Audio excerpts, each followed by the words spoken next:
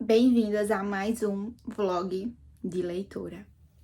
Teve um vlog de rotina que eu postei recentemente, no qual eu mostro, entre algumas aquisições,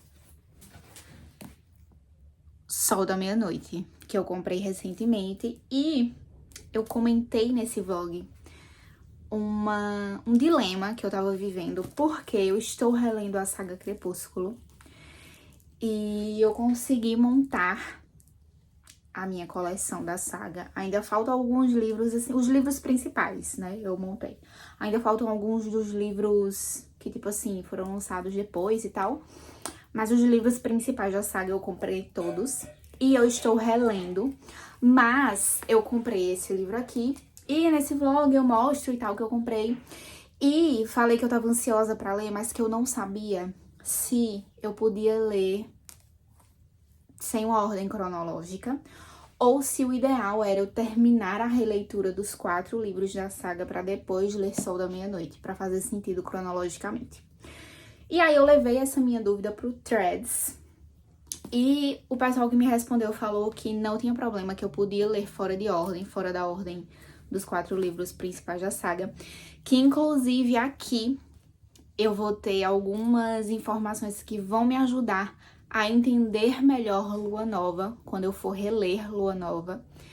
E outra menina falou que leu fora de ordem, leu inclusive antes de ler a saga e, tipo assim, não interferiu em nada. Então, esse vlog de leitura vai ser lendo Sol da Meia-Noite, que é um livro inédito pra mim. Eu li a saga Crepúsculo há 15 anos atrás. Não façam as contas. E aí eu comecei a reler e resolvi montar a minha coleção por uma memória afetiva. E aí eu já reli Crepúsculo e comprei recentemente os outros livros da saga para montar a minha coleção. Esse livro aqui eu comprei pela internet, na Amazon, porque tava com preço super bom. Na livraria aqui da minha cidade tava R$100. E eu comprei na Amazon por 60, então foi muito bom. E eu tava bem ansiosa pra começar a leitura, e agora que o pessoal me confirmou que não tem problema com relação à cronologia da saga, eu vou ler. Porque essa é uma leitura inédita. Tipo assim, eu já li toda a saga, então eu sei o que acontece e tal. Vai ser uma releitura mais por uma questão afetiva mesmo. E uma nova experiência de leitura, né, tantos anos depois. Mas eu tava muito curiosa pra ler esse aqui, porque eu nunca li. E olha só, eu tô muito encantada porque ele é um calhamação. Eu não sei se é a diagramação que deixou ele assim, tão grandão. Mas quando eu peguei, eu falei, caramba, que livrão. Não vejo a hora de ler. Eu acho que não é, porque as letras são até pequenas, ó. Eu acho que é porque é extenso mesmo. Mas eu vou iniciar essa leitura hoje. Vou mostrar pra vocês as minhas reações lendo algumas passagens que eu possa encontrar aqui. Eu acho que essa leitura vai ser bem rápida, porque eu li bem pouco no intervalinho que eu tive agora à noite, e eu já devorei 50 páginas, mais de 50 páginas. Então eu acho que vai ser uma leitura rápida e fluida. E eu tô gostando bastante de ver esse ponto de vista do Edward sobre os fatos. Até agora eu tô achando bem interessante. E outra observação, gente, eu amo o livro molinho assim, ó. Ai, é muito legal, eu adoro.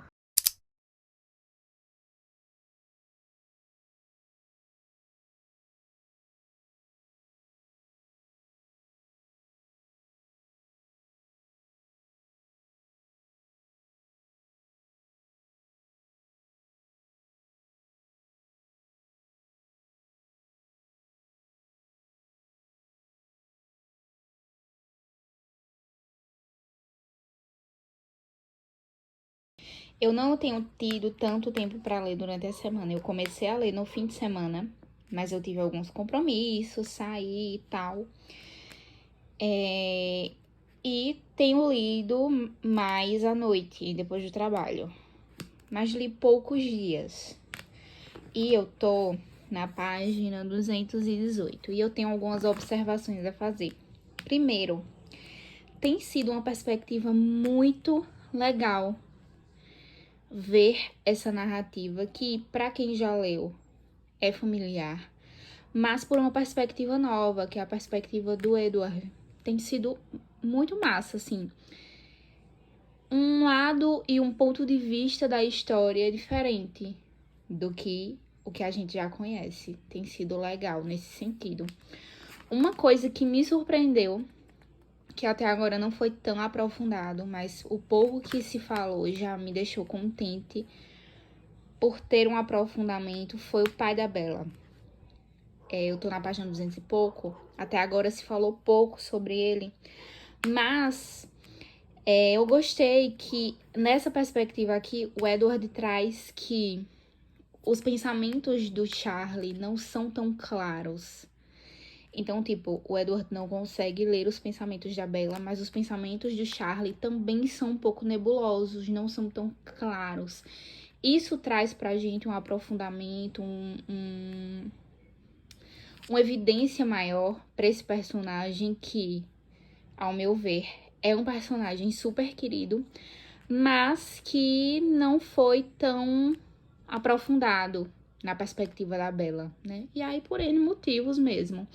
Mas o pouco que foi falado aqui até agora dele traz essa explicação, traz essa perspectiva de que talvez a Bella não tenha esses pensamentos tão claros pro Edward, por uma influência aí talvez do Charlie também, porque os pensamentos de Charlie não são tão claros pra ele.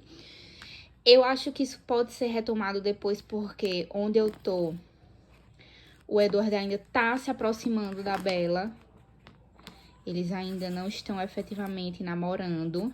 Então, ainda vai ter um contato mais próximo do Edward com o Charlie. Então, talvez isso se explique mais e melhor. Mas eu já gostei desse elemento. Eu tô achando ótimo. Eu tô na página quase 300.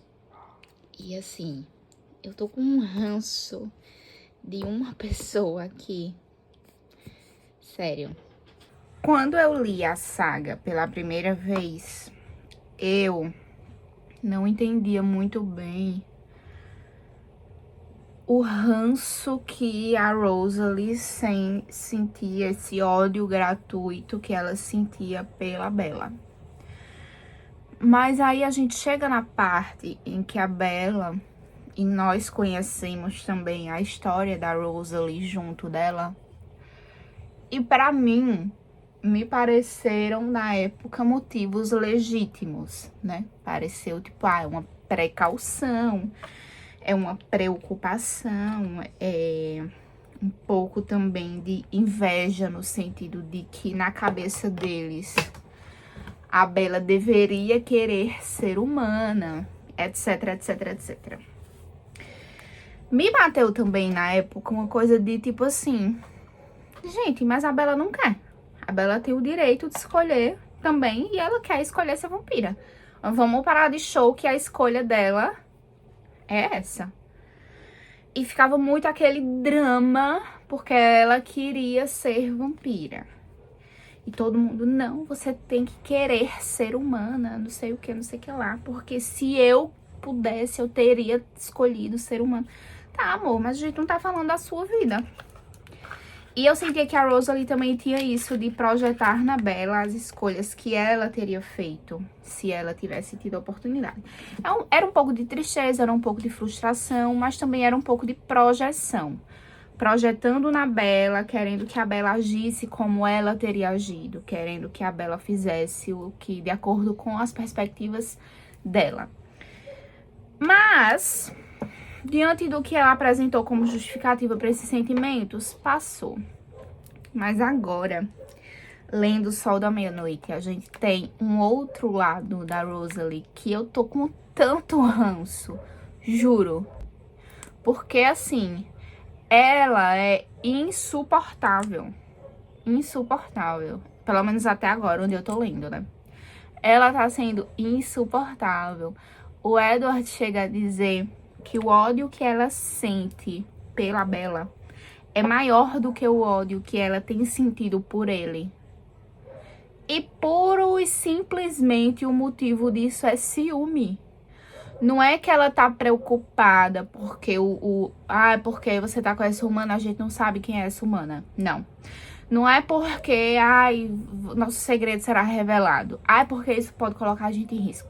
Ela usa todos esses argumentos como desculpa pra camuflar que, na verdade, o que ela sente mesmo é ciúme da Bella, porque na cabeça dela, o Edward não poderia se interessar por ninguém. E se ele fosse se interessar por alguém, seria pela própria Rosalie, porque ela é a mais, a mais bonita, a mais boca de confusão. E pra ela é inadmissível ele ter se sentido atraído por uma humana. E ela tá puta com ele porque ela tá com ciúme. Tipo, mana, você precisa de ajuda?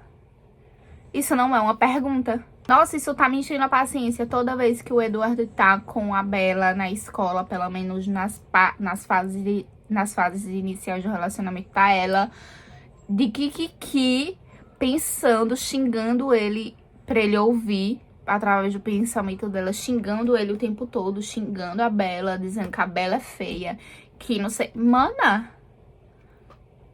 descansa, você não já tem o seu boy? O que você tá se incomodando tanto porque o outro arrumou uma namoradinha? Te acalma. Eu, hein?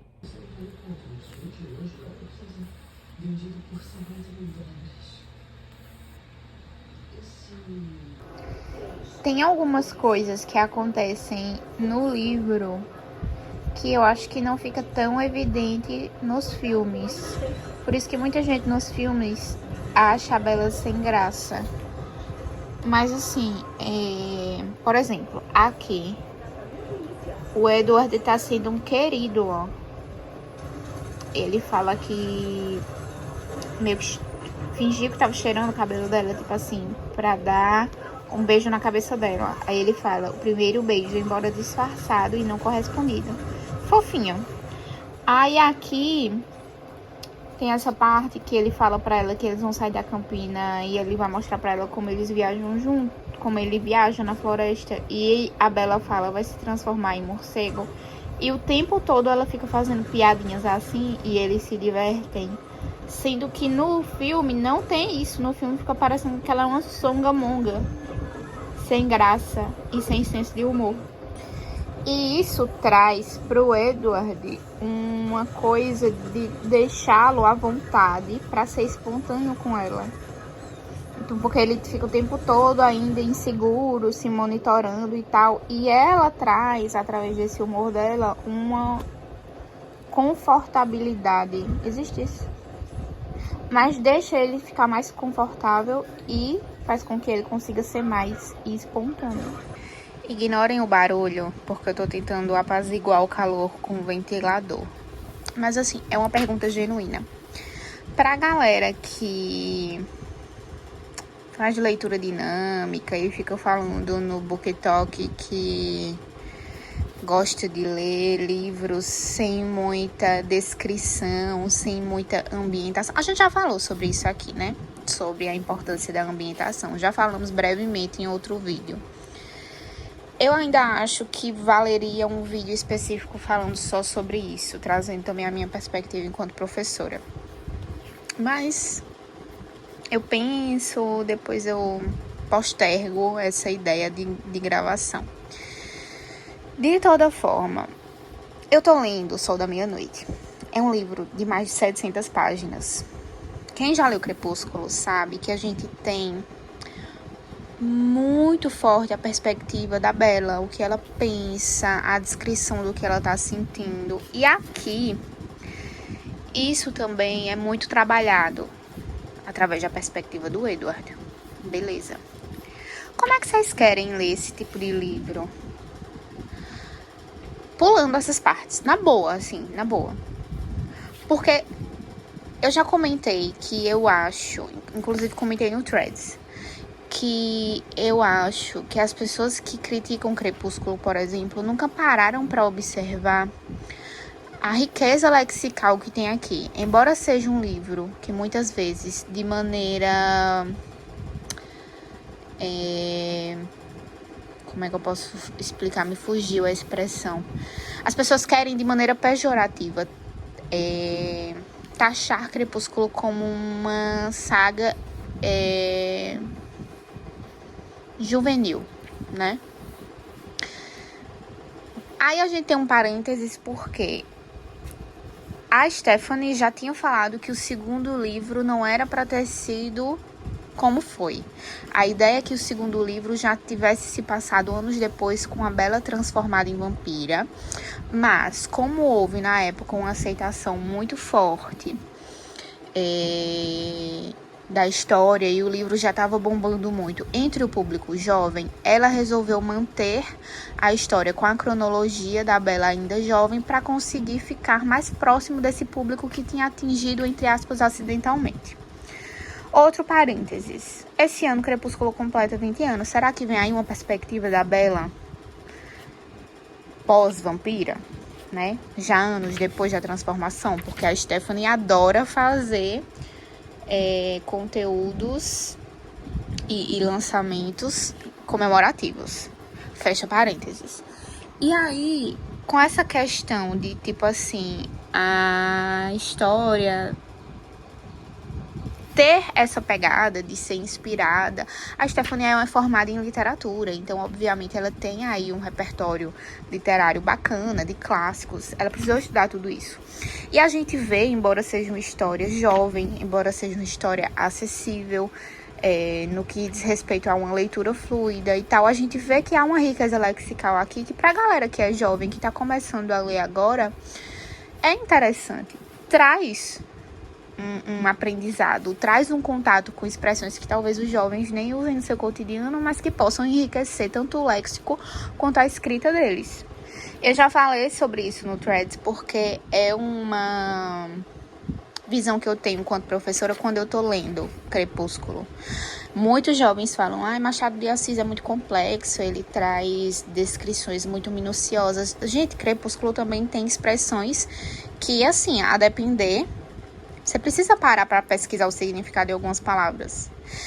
A Stephanie consegue trazer a descrição de algumas sensações que você se pega vendo ali uma abordagem poética e, ao mesmo tempo, há uma descrição muito minuciosa dos sentimentos, das sensações, da visão que a pessoa está tendo ali.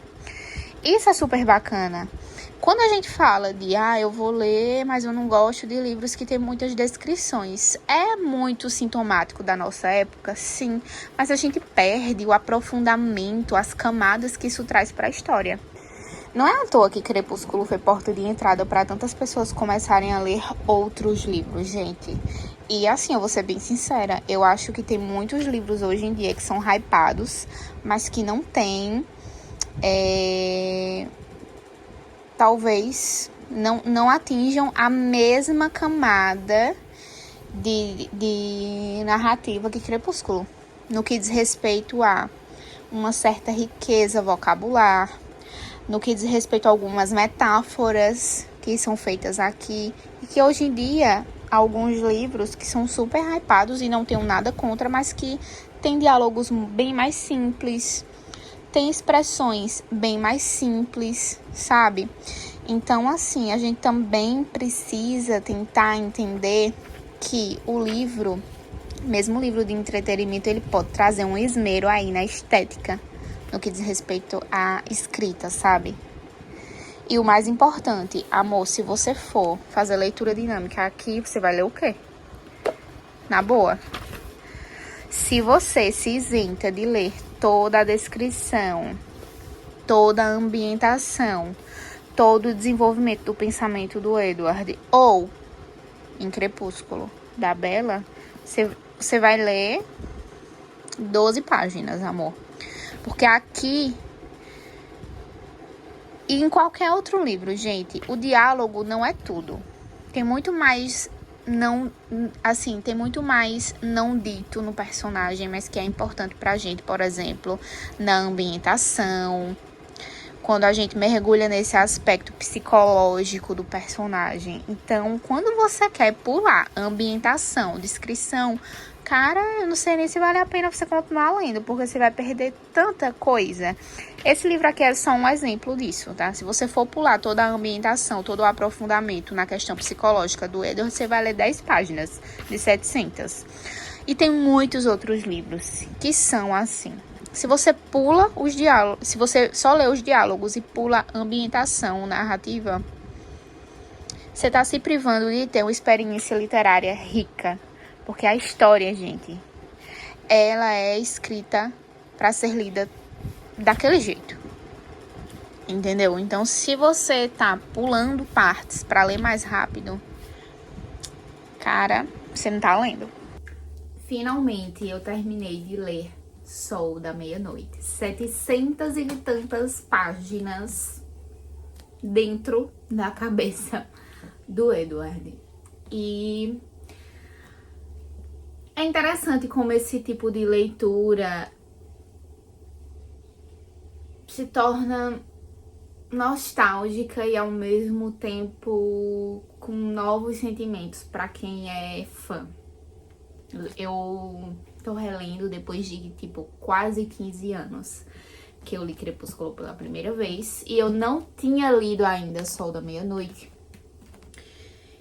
E foi bastante revelador ver algumas cenas, alguns acontecimentos pela perspectiva do Edward. Mas tem alguns pontos que eu acho interessante também trazer agora que eu finalizei essa leitura. Eu pretendo reler toda a saga. Até agora eu reli só Crepúsculo e eu tava super ansiosa pra ler esse livro porque eu não tinha lido ainda. E eu acabei lendo ele antes de reler toda a saga, mas eu sinto que isso não prejudicou em nada na cronologia da história, pelo contrário. Eu acho que eu vou ler agora Lua Nova com uma perspectiva mais ampla de alguns acontecimentos. Por exemplo, quando o Edward vai embora e deixa a Bella sozinha, que ela tem aquele episódio, né, aquele período super depressivo dela e tal, porque ele simplesmente vai embora meio que sem explicação.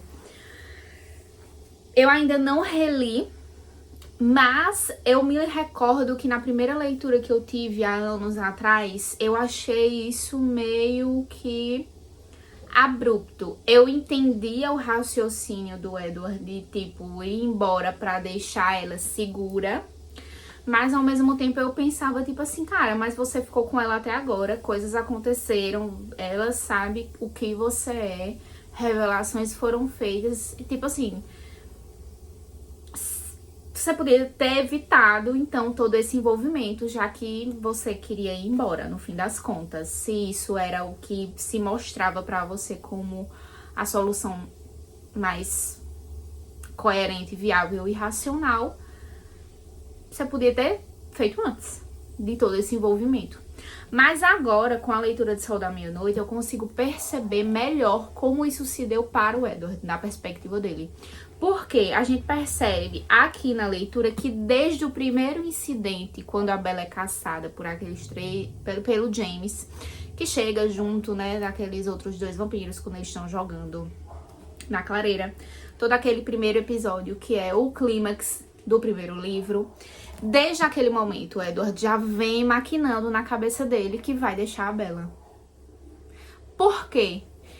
A partir da leitura de Sol da Meia-Noite, a gente percebe que isso vem sendo cogitado por ele desde o começo. Então, não é algo abrupto, como dava a impressão de ser a partir da perspectiva da Bella, né? Aqui eu consegui ter um pouco mais de aprofundamento do que o Edward estava pensando de tudo isso. Então, o rolê é, no princípio, ele queria matar ela. Depois, ele foi tentando conhecê-la e tentando entender também de onde vinha esse desejo de matá-la. E aí ele se percebe se apaixonando por ela. E desde o primeiro momento cogita ir embora para não prejudicá-la, para não privá-la de uma vida, para não eventualmente machucá-la. Isso é desde o primeiro momento. Então se torna mais verossímil, se torna mais coerente, mais coerente mesmo o fato de depois ele deixá-la. Não se torna algo tão abrupto quanto era a impressão que eu tinha na minha primeira leitura. Porque aqui a gente percebe que desde o início ele cogita isso o tempo todo. E quando ocorre o incidente dela ser caçada pelo James, ele já tem isso definido na cabeça dele, que ele só vai esperar ela se recuperar pra não deixar ela fragilizada ainda mais, mas que ele vai meter o pé. Outra coisa que eu achei muito interessante foi o fato da gente conseguir compreender melhor, eu pelo menos tive uma compreensão melhor de como os poderes da Alice funcionam e de como é essa interação constante da família dentro da mente do Edward, que como ele o tempo todo tá sendo bombardeado pelos pensamentos da família. E que isso também ocorre na cabeça da Alice, porque o tempo todo ela tá sendo bombardeada por essas visões, né? Que ela vai tendo acesso e que ela vai vendo. E como isso acaba também ajudando a família a entender diversos cenários, a entender diversas possibilidades de contexto no cotidiano que eles estão vivendo e tal. Achei interessante, porque a gente consegue compreender melhor como funciona esse poder da Alice e como é a dinâmica da família a partir dessas interferências que ela consegue prever. Outra coisa que eu achei muito legal e pra mim foi muito significativo, entender melhor o Jasper. Jasper? Seja lá como você queira pronunciar o nome dele. Eu tinha uma impressão, a partir da primeira leitura que eu fiz, que ele era o mais vulnerável da família. Enfim. E ao reler Crepúsculo, essa impressão também continuou, de que ele era o mais vulnerável, porque ele ainda vivia tentando controlar o impulso de voltar a caçar humanos, etc, etc. E mesmo sabendo que ele também tinha um poder especial, ainda não ficava tão claro pra mim como esse poder funcionava. E eu esperava que na releitura, depois, quando a gente se aprofundasse um pouco mais na história dele, eu conseguisse entender melhor. Mas aqui, eu consegui me aprofundar mais em como o poder dele funciona, em como o poder dele é poderoso e que ele não é frágil. Ele não é o membro mais frágil da família. Pelo contrário, ele é um dos mais fortes. Aqui fica muito claro pra gente a força que ele tem, que é muito equivalente à força física do Emmett.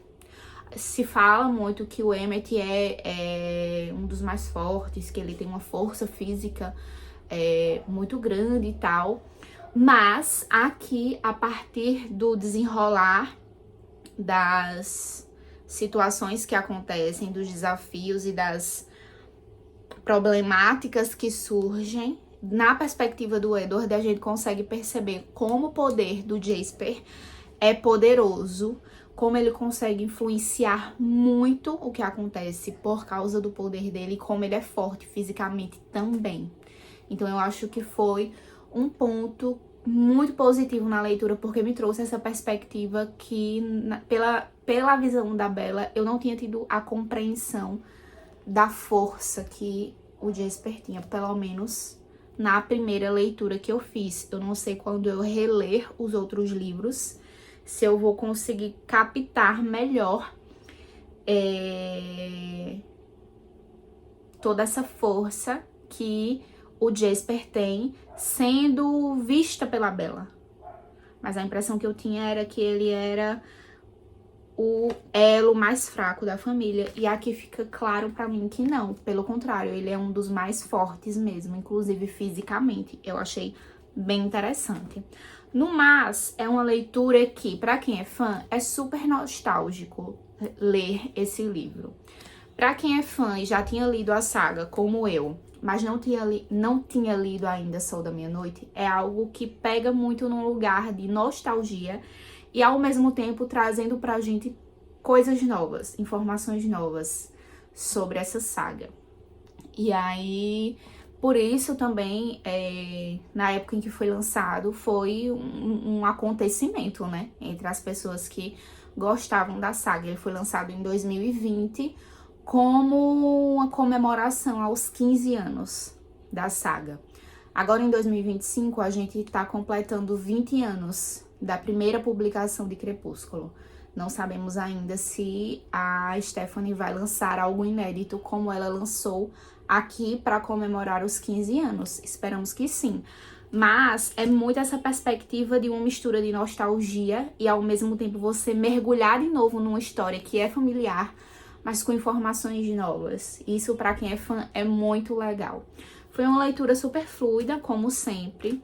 Eu acho que a Stephanie, ela consegue trazer alguns elementos que para quem é um jovem leitor deixa a gente instigado a tentar ler outras coisas depois. Eu acho que ela consegue fazer ambientações muito legais, trazer aí um vocabulário que não é tão raso para leitores iniciantes ou para pessoas que estão iniciando uma vida leitora a partir de obras mais leves. Então é por isso que se tornou também porta de entrada para tantos jovens e adolescentes lá atrás começarem depois a serem leitores ávidos, né? Porque eu acredito que a Stephanie, ela consegue escrever de uma maneira instigante, leve, que cativa as pessoas para o universo da leitura, mas sempre de uma maneira provocativa, não tão rasa.